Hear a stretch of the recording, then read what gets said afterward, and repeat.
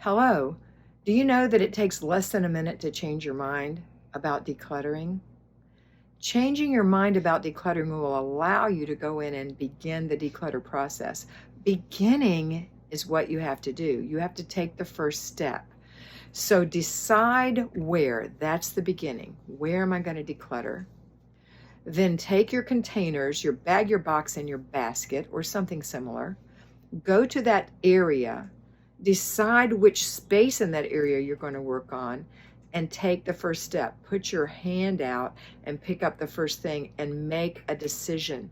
That's a nanosecond, a whole lot less than a minute. A nanosecond. Put it in the proper container and continue until your buzzer goes off at 15 minutes.